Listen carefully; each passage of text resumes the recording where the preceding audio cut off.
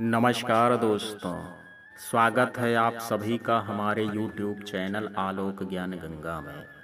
मित्रों, हम हाजिर हैं तुम मेरे हो सिर्फ मेरे का दूसरा भाग लेकर के। अगर आपने इस कहानी के पहले भाग को अभी तक आपने नहीं सुना है तो डिस्क्रिप्शन में मैंने उसका लिंक दे दिया है। इस भाग को सुनने से पहले, कहानी को पूरा समझने के लिए इसके पहले के भाग को अवश्य सुने। तो चलिए मित्रों, देर ना करते हुए कहानी को शुरू करते हैं। सारा दूसरे दिन समीर के पेरेंट्स से यह कह करके अपने घर आ जाती है कि उसे अपने माता पिता की याद आ रही है और पग फेरे के बाद वो वहाँ रहने के मकसद से कभी नहीं गई। हाँ, दिन में 2-4 बार हो आती थी, पर कभी रात भी ना रुकी थी। सलोनी जी ने भी उसे जाने से नहीं रोका था, क्योंकि वो कहीं ना कहीं जानती थी कि इतने महीनों के बाद भी अभी सारा और समीर के बीच कुछ ठीक नहीं हुआ है। इस तरह से अगर वो अपने माता पिता से मिलेगी तो थोड़ा उसका भी दिल बहल जाएगा। इसलिए ज़्यादा सवाल जवाब ना करके उन्होंने सारा को जाने दिया था। सारा को गए 2 दिन हो गए थे, पर समीर ने ना तो उसके जाने को पूछा किसी से, और वो कब तक आएगी इसके बारे में भी जानने तक की कोशिश नहीं की। वो बस रिया की तलाश में अभी भी भटक रहा था। इधर सारा ना जी रही थी ना मर रही थी। समीर का बेरुखापन उसे जीने नहीं दे रहा था और समीर लिए उसका प्यार उसे मरने नहीं दे रहा था। वो तो अपने में फंस करके रह गई थी। उसने 2 दिन समीर को और वक्त दिया था, शायद झूठ के लिए वो उसे मनाने आएगा, मगर वो नहीं आया। सारा के सब्र का बांध भी अब टूट जाता है और अगले दिन वो डिवोर्स पेपर समीर के घर पहुंचा देती है, जिसमें साफ साफ लिखा था वो अपनी मर्जी से ये तलाक ले रही है। इसके डैड और माम ने उसे बहुत समझाया, पर उनकी एक नहीं सुनी और समीर को खुद से आज़ाद करने के लिए ठान लिया था। सुबह सुबह गेट से वो लिफाफा सोनिया जी लेती हैं और खोल करके जैसे पढ़ती हैं, उनकी हैरानी का कोई ठिकाना नहीं रहता। सोनिया जी को इतना हैरान परेशान सा उस कागज को घूरता देख सुरेश जी कहते हैं, क्या है इसमें, तुम इतनी परेशान क्यों हो गई? ये क्या है समीर? हाँ, सोनिया जी पेपर को समीर के सामने पटकते हुए कहती हैं, जो डाइनिंग टेबल पर बैठा नाश्ता कर रहा था। समीर एक नज़र सोनिया जी को देखता है, फिर उन कागज को उठा करके पढ़ता है तो उसके भी हैरानी का कोई ठिकाना नहीं था कि सारा इतनी जल्दी डिवोर्स पेपर भेज देगी। अरे है क्या इसमें, जो सब इतने हैरान और परेशान हुए जा रहे हो? सुरेश जी समीर के हाथों से वो पेपर लेते हुए कहते हैं, क्या ये क्या है? सारा तुम्हें डिवोर्स दे रही है, वो भी अपनी मर्जी से? मैं मान ही नहीं सकता, तुम्ही ने कुछ किया होगा। सुरेश जी समीर को घूरते हुए कहते हैं, हाँ हाँ, सब मैंने ही तो किया है। क्या मैंने कहा था कि मेरी शादी उससे कराओ? मैंने पहले ही कहा था कि मैं किसी और से प्यार करता हूँ। अब वो अपनी मर्जी से मुझे तलाक दे रही है तो मैं इसमें क्या करूँ? हर बार मैं ही तो गलत होता हूँ। समीर अपनी आधा अधूरा नाश्ता छोड़ करके उठ जाता है और गुस्से में कार की चाबी उठा करके घर से निकल जाता है। समीर बेटा, अरे समीर सुनो तो, तुम्हारे डैड का वो मतलब नहीं था। पीछे से सोनिया जी उसे रोकने के लिए लाख कोशिश करती हैं, पर वो नहीं रुका और चला गया। सोनिया जी उदासी और लाचारी से सुरेश जी को देख करके कहती हैं, आपको ये नहीं करना चाहिए था, आखिर गलती हमारी ही है। सब कुछ जानते हुए भी हमने सारा की शादी इससे करा दी और समीर की जिंदगी तो हमने खराब कर दी थी, साथ में इस मासूम सारा की भी जिंदगी खराब कर दी। गलती हमारी है, मैं मानता हूँ, लेकिन जब उसकी शादी हो गई तो वो इस लड़की को भूल क्यों नहीं जाता? अब देखो ये डिवोर्स पेपर, इनका क्या करें? हाँ, सुरेश जी थोड़ा गुस्से में कहते हैं, हमें सारा से बात करके उसे समझाना चाहिए, आखिर वो हमारी बेटी जैसी है, वो हमारी बात को समझेगी। सोनिया जी सुरेश जी के कंधे को सहलाते हुए कहती हैं, ताकि वो थोड़ा रिलैक्स फील करें। डैड, आप मुझे समझाने की कोशिश करें, अब मैं अपने फैसले से पीछे नहीं हटूंगी। सारा सुरेश जी से कहती है, जो सोनिया जी के साथ उसे समझाने आए थे, तो क्या तुम डिवोर्स लेने के बाद मुझे डैड कहना भी बंद कर दोगी? हाँ, मेरी तो कोई बेटी भी नहीं है, सुरेश जी उदास होते हुए कहते हैं। उनकी बात पर सारा की आंखें आंसुओं से भर आती हैं और वो उनके गले लगते हुए कहती है, आई एम सॉरी डैड, मैं मजबूर हूँ, मेरे हाथों में कुछ नहीं है। समीर मेरे साथ खुश नहीं है, इसलिए मैं उसे छोड़ करके जा रही हूँ ताकि वो खुश रह सकें। पर मुझे नहीं लगता कि समीर की जिंदगी में कभी खुशियाँ मिलेंगी, क्योंकि सारा को उसने अब खो दिया है और रिया कभी वापस उसके जिंदगी में नहीं आएगी। सारा सुरेश जी के गले लगे लगे कहती है, हमें रिया से कुछ लेना देना नहीं है, समीर की जिंदगी में सारा भी आएगी और खुशियां भी। सुरेश जी सारा को अपने से थोड़ा दूर करके उसके सर को सहलाते हुए कहते हैं। सुरेश जी की बात पर सभी उन्हें हैरानी से देखने लगते हैं और राहुल जी कहते हैं, अब तुम्हारे दिमाग में क्या चल रहा है? हाँ, एक प्लान है मेरे पास, समीर को ये एहसास कराने के लिए कि सारा के बिना वो नहीं रह सकता। कैसा प्लान डैड? सारा अपनी आंखों में चमक लिए कहती है, आखिर समीर उसका पहला प्यार था, वो उसके लिए कुछ भी कर सकती थी, पर समीर ने जो इल्जाम उसके किरदार पे लगाया था वो उसके बदले सूद समेत लेगी जब समीर पूरे तरीके से उसका हो जाएगा। बहुत बेरुखी सही है तुम्हारी, तैयार रहना मेरे हम सफर, क्योंकि तुम्हें तड़पाने की बारी है अब हमारी। सुरेश जी सभी से अपने प्लान के बारे में बताते हैं, जिसे सुन करके सभी के चेहरे पर खुशी की एक लहर दौड़ जाती है। पर सारा ना खुश थी ना दुखी, बस उसे समीर की फिक्र थी कि रिया का सच जानने के बाद वो कुछ उल्टा सीधा ना कर बैठे अपने साथ। शाम को समीर ऑफिस से निकल करके अपनी कार फब को घुमा लेता है। उसका दिमाग आज सुबह से ही परेशान था। जब से उसने सारा को भेजा हुआ डिवोर्स पेपर देखा था, क्या अब सारा उसे छोड़ करके अपने प्यार के पास चली जाएगी? क्या उसे मुझसे ज्यादा अखिल की फिक्र है?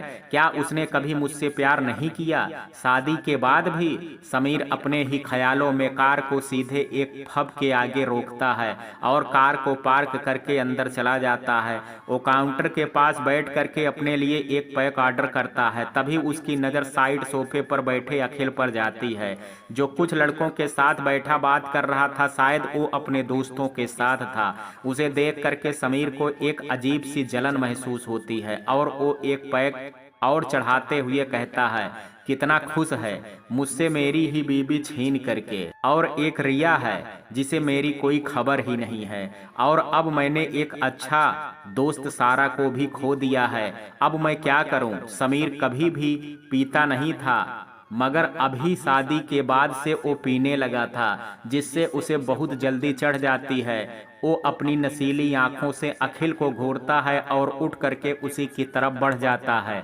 समीर अखिल के पास जा करके सीधे उसका कॉलर पकड़ लेता है, जिससे अखिल के दोस्त भी गुस्से में उसकी तरफ बढ़ते हैं, मगर अखिल उन्हें हाथ दिखा करके रोक देता है और समीर को देख करके कहता है, ये क्या कर रहे हो तुम? कुछ ज्यादा ही पी ली है क्या? होश में हो कि ये तुम क्या कर रहे हो? होश में तो मैं अब आया हूँ, अभी तक तो मैं बेहोश ही था, जो मैं कुछ समझ ही नहीं पा रहा था। वैसे तू खुश तो बहुत होगा ना, तेरी मोहब्बत जो तुझे मिल रही है, और मुझसे मेरी बीबी छीन ले। यार तू तो बड़ा चालाक निकला। समीर मुस्कुराते हुए अखिल का कॉलर ठीक करते हुए कहता है, ये क्या बकवास कर रहे हो तुम समीर? तुम अपने घर पर नहीं हो, ठीक है? तो कोई सीन क्रिएट मत करना एंड लिव मी। अखिल चिढ़ करके जाने लगता है, उसके साथ उसके दोस्त भी। तभी समीर गिरने वाले अंदाज से सोफे पर बैठता है और कहता है, जाओ जाओ तुम भी चले जाओ, सब मुझे ही छोड़ करके जा रहे हैं। पहले रिया गई, फिर सारा, अब तुम भी जाओ। मुझसे तो कोई बात ही नहीं करना चाहता, ना कोई मुझे समझना चाहता है। जाओ जाओ सब जाओ, छोड़ दो मुझे, मैं अकेला रह सकता हूँ।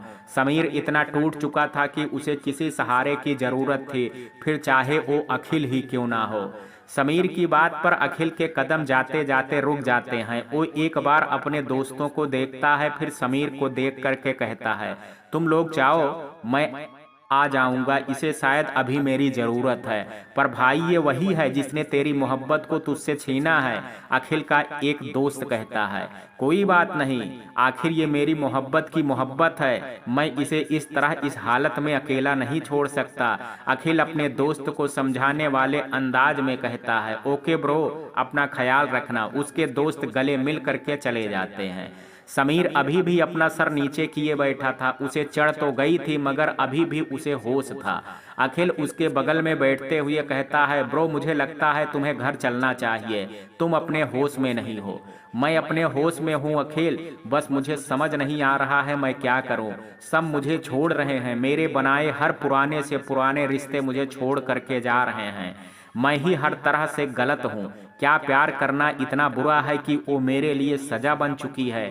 सारा अपनी जगह मुझे डिवोर्स देने जा रही है और रिया का कुछ अता पता नहीं है। समीर अपने हाल पर रोते हुए कहता है, क्या तू अभी भी रिया के पीछे पड़ा है?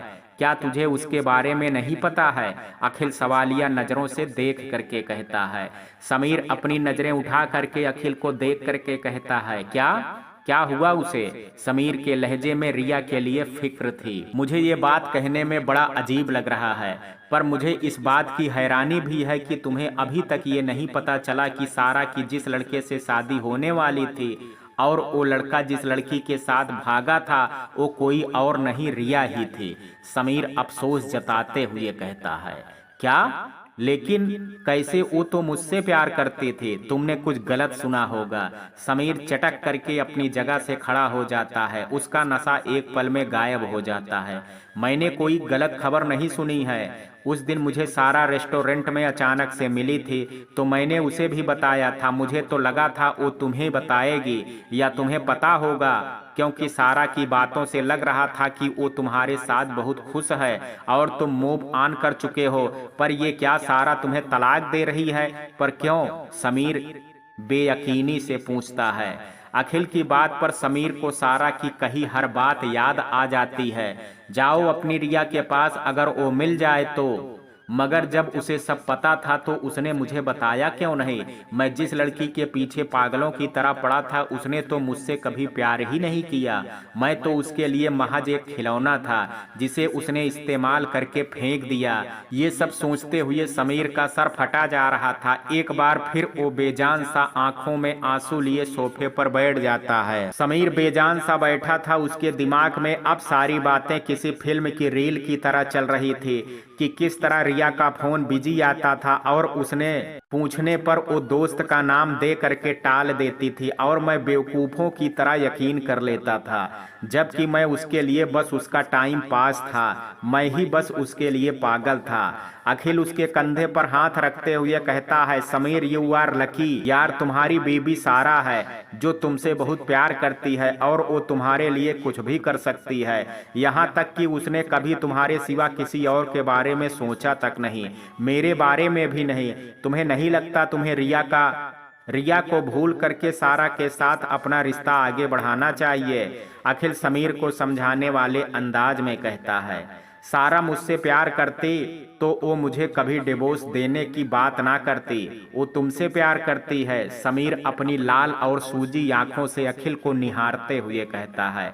उसकी आंखों में एक दर्द और सूनापन था। नहीं, तुम गलत हो। सारा ने मुझसे कभी प्यार नहीं किया, उसने हमेशा तुमसे प्यार किया है। जब उसकी शादी टूटी थी उस दिन भी बस वो तुम्हें ही देख रही थी कि इस मुश्किल वक्त में तुम ही उसका हाथ थामो। उसको आंखों में मेरे लिए चाहत थी ही नहीं मैं किसी का इंतजार ना करता और उसी दिन उसे अपना बना लेता। पर शायद वो मेरे साथ कभी खुश ना रह पाती, और अगर वो तुम्हें डिवोर्स दे रही है तो जरूर तुमने उसे बहुत हर्ट किया होगा। यार वो बहुत अच्छी लड़की है और मैं उसे हमेशा खुश देखना चाहता हूँ, भले ही वो तुम्हारे साथ ही क्यों ना हो। अखिल कहता है, तुम सारा से प्यार करते हो ना, तो फिर क्यों उसे किसी और के साथ जाने दे रहे हो? समीर कहता है, जरूरी नहीं मोहब्बत हासिल करके ही जताया जाए, कभी कभी मोहब्बत को खुश देख करके भी जिंदगी मुकम्मल हो जाती है। अखिल की आंखों में एक दर्द और खालीपन था, मगर वो सच में चाहता था कि सारा को उसकी मोहब्बत मिल जाए। आह, मैं क्यों नहीं समझ पाया सारा को, उसके प्यार को, मैं क्यों रिया के धोखे में फंसता रहा। मुझसे बड़ा बेवकूफ़ कोई हो ही नहीं सकता। मैं प्यार में अंधा हो चुका था। मुझसे सच्चे प्यार को पहचानने में इतनी बड़ी गलती कैसे हो सकती है, कैसे। समीर अपने मुंह पर दोनों हाथ रख करके रोते हुए कहता है, तुम्हें पता है समीर, जब मैंने फेयरवेल वाले दिन मैंने सारा को अपने दिल की बात कही थी तो उसने मुझसे क्या कहा था। समीर अखिल को गंभीरता से देखने लगता है और अखिल समीर को बताने लगता है, ये सारा किसका इंतजार कर रही हो, कहो तो मैं तुम्हें घर पर ड्रॉप कर दूं। अखिल कहता है, काफी वक्त हो गया है, तुम्हारा यहाँ अकेले रुकना ठीक नहीं है। अखिल कॉलेज से निकलते वक्त सारा को रोड किनारे खड़े देखता है तो उसके पास जा कर के पूछता है। अब तक अखिल और सारा के बीच काफी अच्छी दोस्ती हो गई थी, जिससे सारा उसे मना ना कर सकी और उसके साथ जाने के लिए तैयार हो गई। समीर का इंतजार कर रही थी क्या, अखिल बाइक ड्राइव करते हुए पूछता है। हाँ, पर शायद वो जा चुका है, सारा उदास सी कहती है। हाँ शायद, मैंने उसे रिया के साथ देखा था कॉलेज खत्म होने के बाद। अखिल सारा के गोरे और उदास से मुखड़े को साइड मिरर से निहारते हुए कहता है। हाँ, एक शब्द के जवाब के साथ सारा चुप हो जाती है। तभी अखिल फिर कहता है, क्या हुआ, आज तुम इतनी उदास क्यों हो। अखिल को सारा का उदास और खामोश होना बिल्कुल भी पसंद नहीं आ रहा था। कुछ नहीं, बस एग्जाम पास में है तो बस उसी की टेंशन है, सारा बात को टालने वाले अंदाज में कहती है। पर मुझे नहीं लग रहा है कि तुम एग्जाम की वजह से इतनी उदास और परेशान हो। अगर कोई दिक्कत हो तो तुम मुझे बता सकती हो। अखिल जानता था कि सारा समीर की वजह से उदास है, पर वो इसके मुंह से सुनना चाहता था। थैंक यू, बट तुम परेशान ना हो, सब ठीक है, सारा कहती है। इतने में सारा का घर आ जाता है और वो अखिल को बाय बोल करके चली जाती है। अखिल और सारा भले ही दोस्त बन गए थे मगर एक दूसरे के इतने करीब नहीं थे कि अपने दिल की बात कह सकें। इसी तरह वक्त के साथ दिन गुजरते गए। समीर का सारा के लिए लगाव भी जैसे कम होता जा रहा था। बस काम पड़ने पर ही वो सारा को याद करता था। अब तो जैसे सारा को भी उसकी इस तरह के बिहेव की आदत पड़ चुकी थी। एग्जाम को बस अब कुछ ही दिन बचे थे। सारा अपनी पढ़ाई पर फोकस कर रही थी, वहीं समीर को रिया से फुर्सत ही नहीं मिल रही थी। आज सारा का बर्थडे था और किसी को याद तक नहीं था, स्पेशली समीर को। वो अपना हर बर्थडे उसी के साथ मनाती थी, कहीं बाहर जा कर के, पर इस बार उसे याद तक नहीं था, जिसकी वजह से सारा को बहुत मूड खराब था और वो आज कॉलेज भी नहीं गई। वैसे भी एग्जाम होने वाले थे तो पढ़ाई कुछ खास नहीं हो रही थी। सारा शाम तक अपने रूम से नहीं निकली थी। उसके पेरेंट्स भी उसे डिस्टर्ब करने नहीं आए क्योंकि उन्हें भी उसके एग्जाम्स के बारे में पता था। सारा पेट के बल तकिए में मुंह छुपाए लेटी थी। शायद वो अभी भी समीर को ही सोच रही थी। तभी उसका फोन बजता है। वो उदास मन से अपना सर उठा करके देखती है, पर फोन पर समीर का नाम शो होता देख वो खुशी से उछल करके बैठ जाती है। देर से ही सही उसे उसके बर्थडे के बारे में याद तो आया। यही सोच करके सारा फोन को पिक करके अपनी आवाज में खुशी लाते हुए कहती है, हाँ समीर बोलो। उसे इंतजार था कि समीर उसे हैप्पी बर्थडे विश करेगा और हर बार की तरह उसे कहीं बाहर ले जाएगा, लेकिन फोन की दूसरे साइड से कोई आवाज से उसका दिल एक बार में ही 100 बार टूट गया और जो अभी कुछ पल के लिए उसका चेहरा खुशी से चमका था, उसे फिर से उदासी ने घेर लिया था। सारा जैसे ही फोन के दूसरे साइड से आ रही समीर की आवाज सुनती है, वो फिर से उदास हो जाती है, क्योंकि समीर कह रहा था, सारा प्लीज मेरे भी असाइनमेंट तैयार कर देना, मैं रिया के साथ मूवी देखने जा रहा हूँ, घर जा कर के माम से लेना, मैंने कुछ तैयार कर दिया है, बस थोड़ा ही बचा है, वहाँ से माँ से ले करके उसको कंप्लीट कर देना, प्लीज कर देना, ओके। तुझे तो पता ही है कि कल जमा होने वाला है। अच्छा ठीक है, मैं जाता हूँ, मुझे रिया बुला रही है। समीर अपनी बात कह करके फोन काट देता है। वो ना सारा को जवाब सुनता है और ना उसका हाल जानने तक की कोशिश करता है। सारा के हाथ से फोन छूट जाता है। उसे तो यकीन ही नहीं हो रहा था कि ये समीर है, पर उसने हिम्मत की और बिना आंसू बहाए समीर के घर जा करके उसके अधूरे असाइनमेंट को लेकर के आती है और 2 घंटे में ही पूरा करके रख देती है। जब उसका मन नहीं लगता तो उठ करके अपने कपड़े बदलती है, बिना किसी से बताए वो घर से निकल जाती है और अकेले ही सीधे एक क्लब पहुंच जाती है। वो जा करके एक साइड सोफे पर बैठ जाती है। वहाँ काफी शोर था मगर सारा सबसे अलग चुपचाप बैठी थी, बस सबको देखे जा रही थी। सभी कितने खुश थे। कुछ देर यूं बैठे रहने के बाद वो उठ करके अपने लिए कुछ सॉफ्ट ड्रिंक ले आती है और पीने लगती है।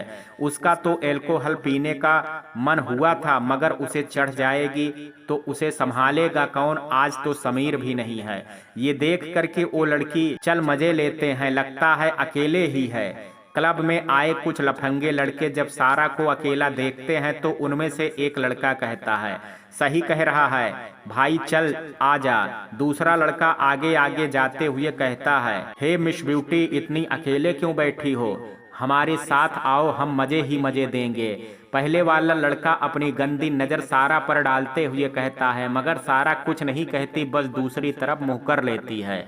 कम ऑन बेबी, क्यों इतने नखरे दिखा रही हो? एक लड़का सारा का हाथ पकड़ते हुए कहता है। सारा गुस्से में तिलमिला उठती है और दूसरे हाथ से उसके गाल पर तमाचा जड़ देती है। हाथ उठाती है, रुक मैं तो तुझे अभी बताता हूँ। एक लड़का आगे बढ़कर के कैसे उसके बाजू को पकड़ना चाहता है, उससे पहले ही किसी के मजबूत हाथ उसे पीछे खींच करके एक मुक्का जड़ देता है और वो लड़का एक ही मुक्के में जमीन में गिर जाता है। फिर सभी को गुस्से में देख करके कहता है, हाथ हटाओ। एक लड़के ने अभी भी सारा की कलाई पकड़ी थी। सारा अपने हाथ को छुड़ाते हुए कहती है, अखिल तू कौन है बे जो हमारे बीच में बोल रहा है? मैं तेरा बाप हूँ। अखिल कहते हुए उस लड़के के मुंह में एक मुक्का जड़ देता है जिससे सारा का हाथ पकड़ रखा था। कुछ देर की हाथापाई के बाद अखिल के दोस्त आ जाते हैं और लड़ाई बराबरी की होने के बाद सभी एक दूसरे को घूरते हुए बाहर निकल जाते हैं। आर यू ओके सारा? अखिल सारा को ऊपर से नीचे तक देख करके कहता है, हाँ तुम्हें तो चोट लगी है, चलो पहले तुम्हारी हाथ में पट्टी करा देते हैं। सारा समीर का हाथ देखते हुए कहती है। सारा अखिल का हाथ देखते हुए कहती है। अखिल हाँ में सर हिला देता है और फिर अपने दोस्तों की तरफ देख कर कहता है, तुम लोग जाओ, मैं सारा को उसके घर ड्रॉप करके आ जाऊंगा। ठीक है, अपना ख्याल रखना, अखिल का दोस्त कहता है और चला जाता है। सारा और अखिल एक छोटी हॉस्पिटल में जाते हैं और वहां अखिल की मलहम पट्टी करा करके अखिल सारा को उसके घर ड्रॉप कर देता है। सारा घर के अंदर जाने से पहले मुड़ करके अखिल को देखती है और कहती है, थैंक यू अखिल, आज तुम ना होते तो पता नहीं मेरे साथ क्या होता। कुछ भी नहीं होता। वैसे तुम वहां अकेले करने क्या गई थी? वो आज मेरा बर्थडे था तो बस। सारा उदास सी कहती है, ओ हैप्पी बर्थडे सारा, तुम 1 साल और बुढ़ापे की तरफ बढ़ रही हो। अखिल हंसते हुए कहता है। सारा भी हंस देती है और कहती है, अच्छा मैं जाती हूँ, काफी रात हो गई है। ओके। अखिल अपनी गाड़ी स्टार्ट करके निकल जाता है। सारा भी घर के अंदर चली जाती है। वो तो मैं सही था, सारा और अखिल के बीच कुछ है नहीं। वो इतनी रात उसके साथ क्या करेगी? समीर जो कि अभी अभी आया था रिया को इसके घर छोड़ करके, वो अखिल और सारा को देख करके सोचता है।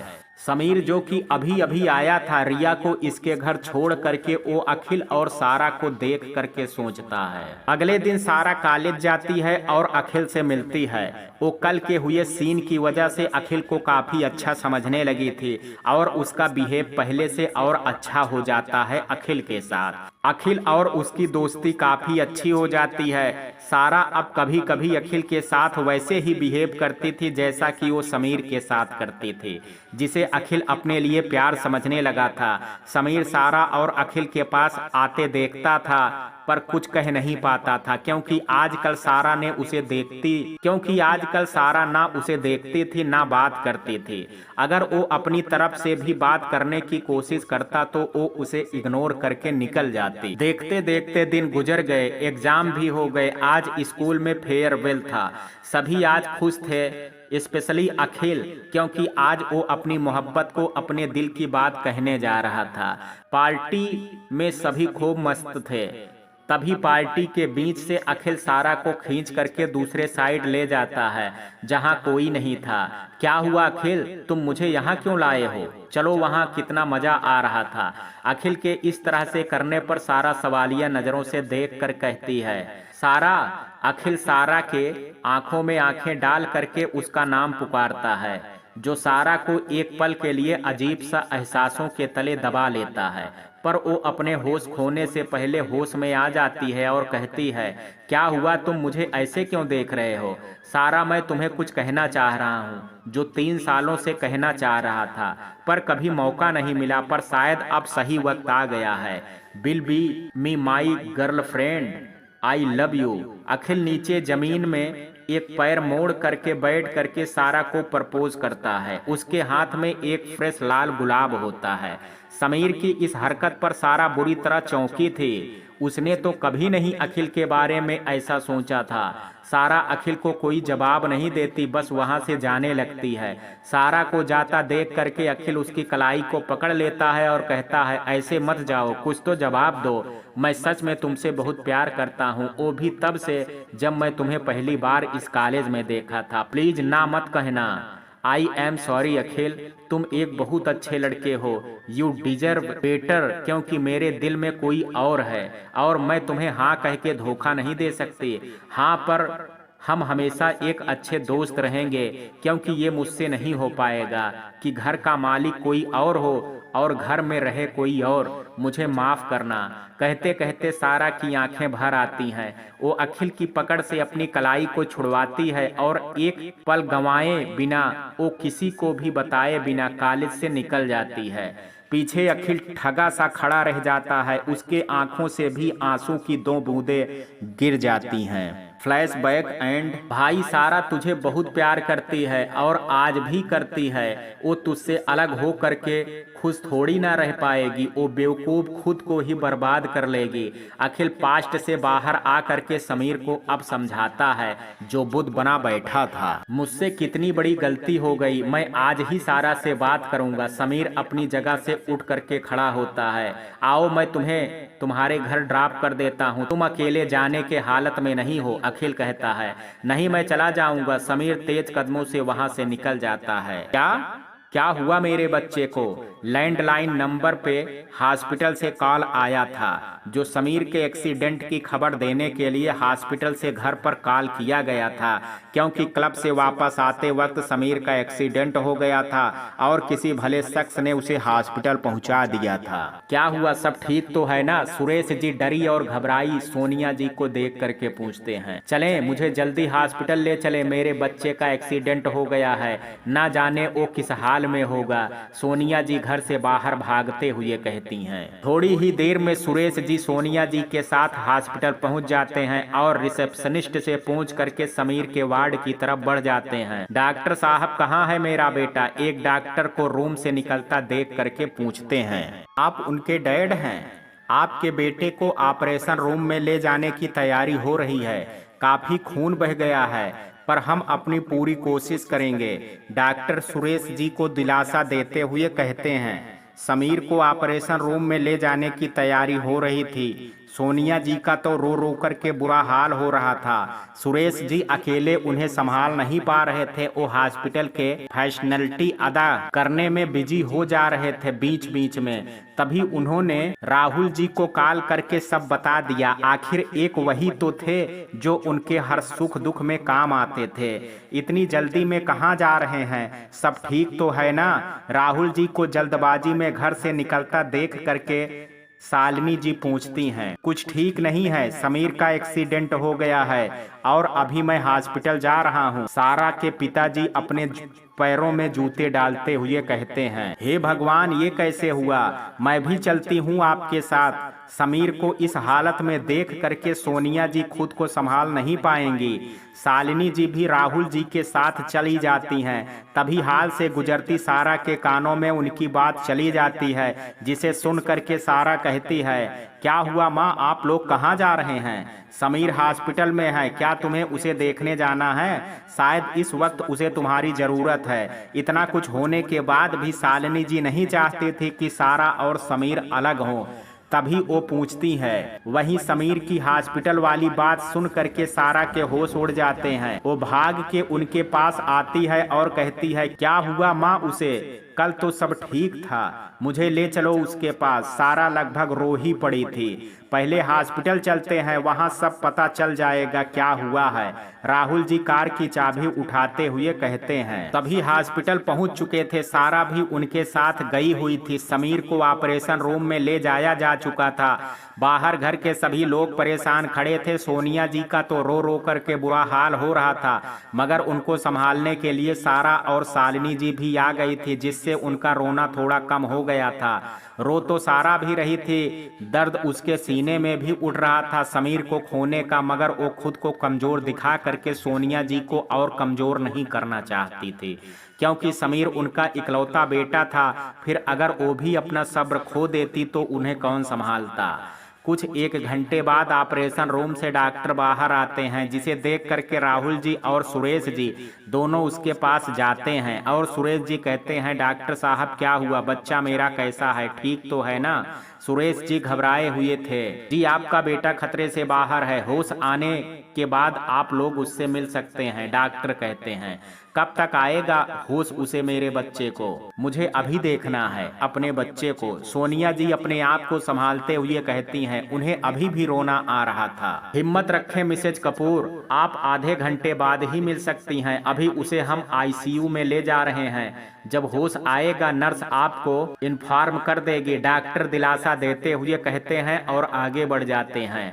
अब कैसा फील हो रहा है? सोनिया जी समीर के सिर पर हाथ फेरते हुए कहती हैं। समीर के होश आने के बाद सभी उससे मिलने जाते हैं, सिवाय सारा के। वो रूम के बाहर ही देख रही थी, वो रूम के बाहर से ही देख रही थी। उसकी आंखों में आंसू भरे थे। वो समीर को जी भर करके डांटना चाहती थी, उसे अपना प्यार जताना चाहती थी, पर वो किस हक से ये करती, यही सोच करके वो बाहर रुक गई। समीर काफी कमजोरी महसूस कर रहा था और डॉक्टर ने उसे ज्यादा बात करने से भी मना किया था, मगर वो हिम्मत करके पूछता है, माम सारा नहीं आई है क्या? समीर के आंखों में बेचैनी थी, वो बस सारा को देखना चाहता था। हाँ हाँ वो भी है, सोनिया जी रूम के दरवाजे की तरफ देख करके कहने को होती हैं। सारा खुद अंदर आ जाती है, क्योंकि उससे भी अब बर्दाश्त नहीं हो रहा था यूं बाहर से समीर को देखना, और वो अंदर आ गई, जिसे देख सोनिया जी मुस्कुरा देती हैं और अपने आंखों में आए आंसुओं को साफ करते हुए कहती हैं, आ गई सारा, अब मुझे लगता है सारा को तुमसे मिलने देना चाहिए। सोनिया जी कहती हैं, फिर शालिनी जी की तरफ देख करके कहती हैं, हमें बाहर चलना चाहिए। सोनिया जी दिल से चाहती थी कि सारा और समीर का रिश्ता ठीक हो जाए, इसलिए शायद उसे इस हालत में देख करके सारा का दिल पिघल जाए और समीर को भी अपनी गलती का एहसास हो जाए। सभी बाहर आ जाते हैं। सारा हल्के हल्के कदमों से समीर की तरफ अपने कदम बढ़ाती है। उसके आंखों में अब भी आंसू थे। वो साइड रखे स्टूल में आ करके बैठ जाती है और कहती है, अगर इतना ही गुस्सा आता है तो मुझ पर उतार लेते, यूं गाड़ी ठोकने की क्या जरूरत थी?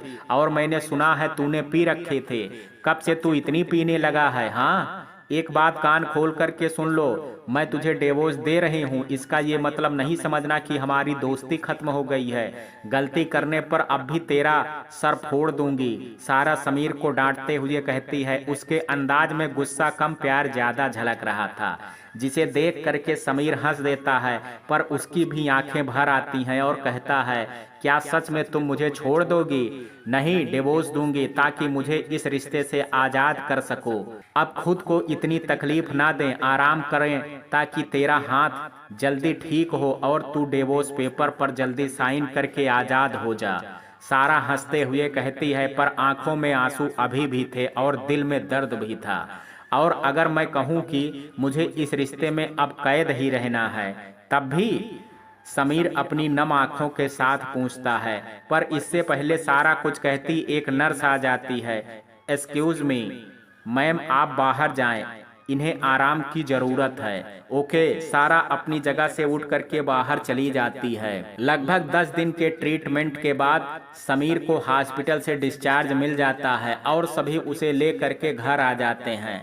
समीर अब भी खुद से काम नहीं कर सकता था क्योंकि घाव अब भी ताजा थे और हाथ में फ्रैक्चर होने की वजह से प्लास्टर भी चढ़ा हुआ था। क्या तुम अपने घर नहीं जा रही हो? रात को जब सारा समीर के सोने के लिए उसका बिस्तर लगा रही थी तब समीर पूछता है। चाहता तो वो भी नहीं था कि सारा अब उससे दूर जाएगी। ठीक है, चली जाऊंगी अगर तू नहीं चाहता कि मैं यहाँ रुकूं, पर मैं तेरे ठीक होने के बाद ही जाऊंगी।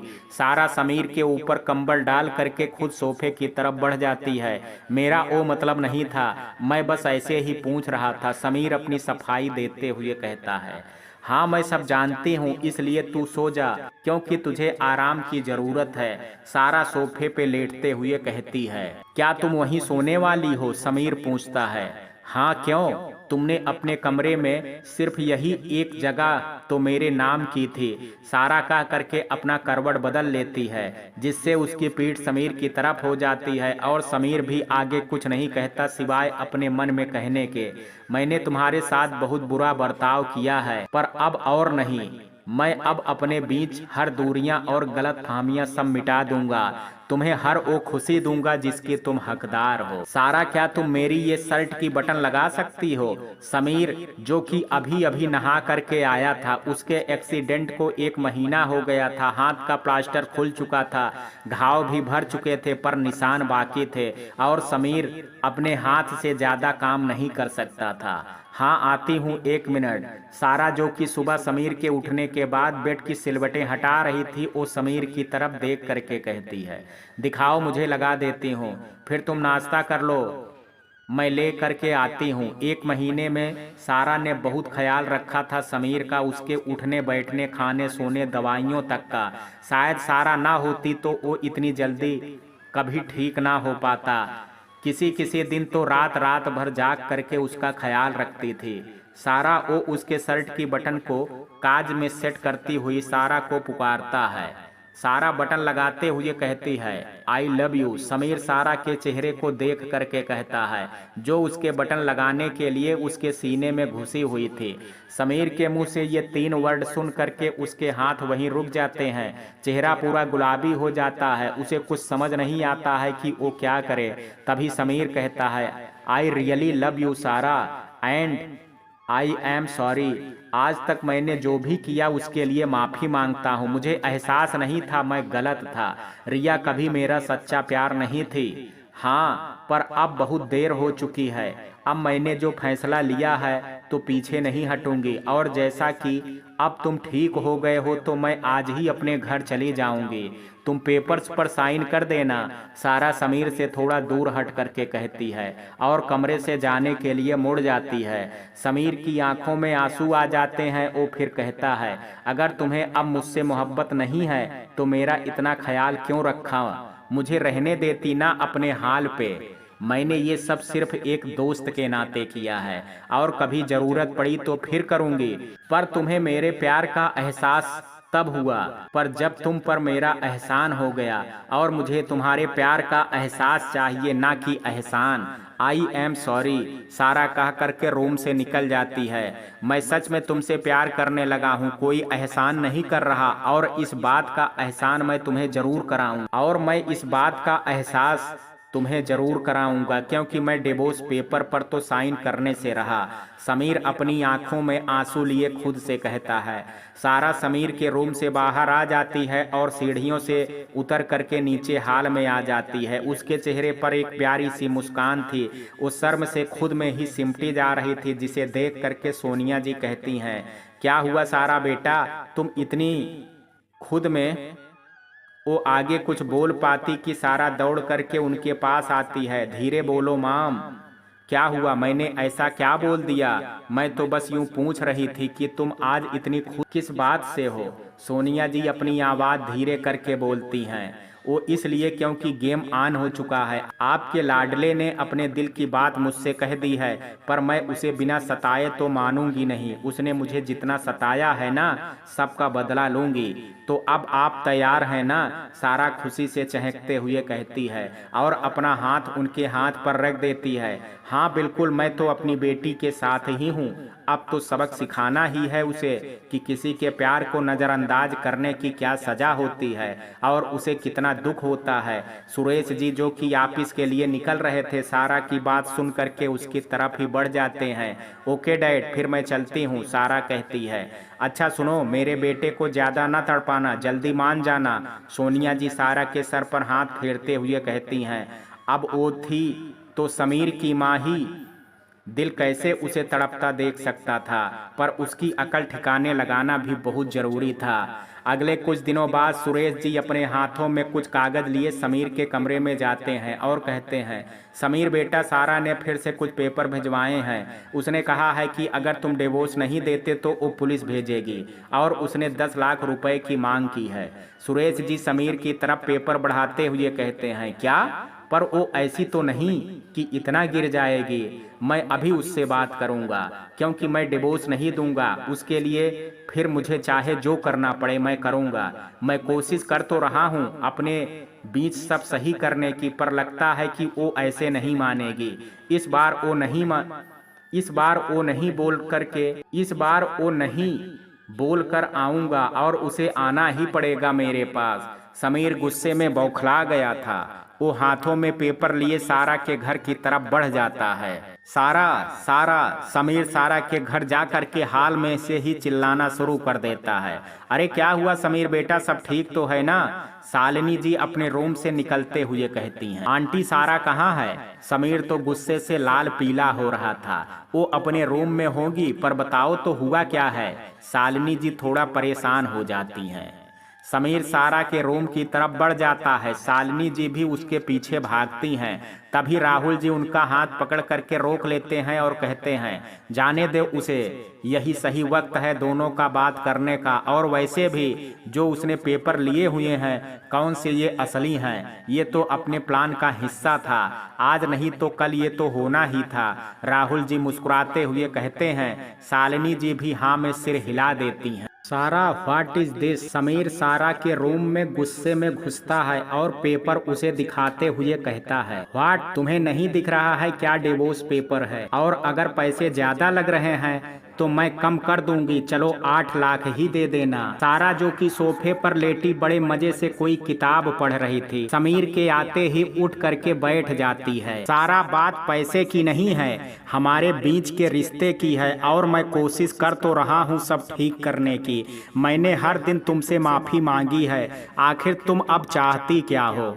बस भी करो, इतना भी मत तड़पाओ यार, मैंने तुम्हें इतना भी दर्द नहीं दिया है। समीर सारा के सामने आकर के जमीन पर बैठ जाता है। उसकी आंखें आंसुओं से भर आई थी, जिसे देख करके सारा का दिल उसे गले लगाने का कर रहा था, पर वो खुद के जज्बातों को रोक करके कहती है, मैं तुम्हें तड़पा नहीं रही हूँ, आज़ाद कर रही हूँ खुद से, खुद के वजूद से। सारा एक बार फिर किताब खोल करके उसे ही देखने लगती है, क्योंकि समीर का तड़पता हुआ चेहरा उससे देखा नहीं जा रहा था। तो तुम्हें लगता है कि तुम मुझे अपने वजूद से दूर कर पाओगी? समीर लाल आंखें लिए सारा को घूरता है। अब किस तरह बताऊं, पेपर्स तो तुम्हारे ही हाथ में हैं। सारा अपनी किताब के पन्ने को पलटते हुए कहती है, ठीक है फिर। समीर इतना कहता है और सारा का चेहरा अपने हाथों में ले करके उसके ओंठों पे अपने ओंठ रख देता है। उसकी किस नॉर्मल नहीं थी, जैसे वो अपनी सारी भड़ास निकाल रहा हो। अपनी सारी भड़ास निकाल लेने के बाद वो सारा से दूर होता है। सारा के तो होश ही उड़े हुए थे, उसका पूरा चेहरा लाल हो चुका था। वो कुछ बोलने के लिए अपना मुंह खोलती कि समीर बोल पड़ा, अब तुम चुप ही रहो। नहीं, मुझे तुम्हारा मुंह बंद करना बहुत अच्छे से आता है। और रही बात मुझे अपने वजूद से दूर रहने की, तो अगर अब तुम खुद से मेरे वजूद को मिटा सको तो बताना, क्योंकि तुम पर, तुम्हारी हर चीज पर आज से मेरे नाम की मोहर लग चुकी है। तो आइंदा से तुमने डिवोर्स की बात की या किसी और के बारे में सोचा तो मुझसे बुरा कोई नहीं होगा। अपनी जगह से उठते हुए, और हाँ, आज शाम तक का वक्त है, घर खुद चले आना। समीर वार्निंग देने वाले अंदाज में कहता है। नहीं आई तो सारा के मुंह से अब कुछ 3 शब्द निकले थे। समीर हल्का सा झुक करके सारा के ओंठों पर अपने अंगूठे से सहलाते हुए कहता है, एक बार ना आ करके देखो, खुद पता चल जाएगा। और कह करके जाने लगता है। मैं नहीं आऊंगी और देखती हूँ तुम अब मेरे कमरे में कैसे आते हो। सारा जाते हुए समीर को देख करके कहती है, मुझे लगता है मुझे शाम तक का वेट करना ही चाहिए। समीर कह करके सारा की तरफ फिर बढ़ जाता है। क्या दूर रहे मुझसे। सारा सोफे में एक कोने सिमटती हुई कहती है, मैंने तुम्हें वक्त दिया था पर शायद ये तुम्हें मंजूर नहीं, तो मुझे ये अभी ही करना पड़ेगा। समीर कह करके सारा के अपने कंधे पर उठा लेता है। वो तो शुक्र है उसकी चोटें अब ठीक हो चुकी थी, नहीं सारा को वो अभी भी नहीं ले जा पाता। समीर छोड़ो मुझे, तुम्हें चोट लग जाएगी फिर से, तुम अभी ठीक नहीं हुए हो। सारा खुद को छुड़ाते हुए कहती है, प्यार नहीं करती तो फिक्र भी मत करो। और रही बात मेरे चोट की, तो क्या तुम्हें याद नहीं है 1.5 महीने से ज्यादा हो गया है मेरी एक्सीडेंट को। समीर सारा को उसी तरह कंधे से लादे सीढ़ियों से नीचे उतर आता है और सामने सोनिया जी और राहुल जी को देख करके कहता है, सॉरी अंकल आंटी, आपकी बेटी बहुत जिद्दी है तो मुझे ये रास्ता निकालना पड़ा। समीर कह करके घर से बाहर निकल जाने के लिए बढ़ जाता है। हे भगवान, क्या होगा इन दोनों का। अभी भी बच्चों की तरह लड़ रहे हैं। ये सारा भी कम नहीं है, जब सब नाटक है तो मान क्यों नहीं जाती। बिल्कुल आप पर गई है, जिद्दी है। शालिनी जी जाते हुए समीर को देख करके कहती हैं, जो सारा को अपने कंधे पर किसी आटे को बोरी की तरह लादे हुए था, अरे अब इन दोनों के बीच तुम मुझे क्यों घसीट रही हो। अब चलो भी नाश्ता दो मुझे, ऑफिस के लिए लेट हो रहा है। राहुल जी प्यार से कहते हैं, अरे समीर ये तुम क्या कर रहे हो, नीचे उतारो सारा को। समीर सारा को लिए अपने रूम की तरफ बढ़ रहा था, तभी उनकी नजर समीर पर पड़ती है तो उसे रोकते हुए कहती हैं, माम आपकी बहू को लगता है जो ये बोलेगी बस वही होगा, पर शायद ये मुझे भूल गई है कि मैं भी समीर कपूर हूँ। समीर कहता है, माँ अपने बेटे से कहो मुझे नीचे उतार दे, वरना इस बार मैं खुद इसे ठोक दूंगी। सारा गुस्से से कहती है, हालांकि उसका गुस्सा झूठा था। अरे क्या हो रहा है यहाँ। समीर तुम सारा को ऐसे क्यों उठा रखे हो, तुम अभी पूरी तरीके से ठीक नहीं हुए हो, नीचे उतारो।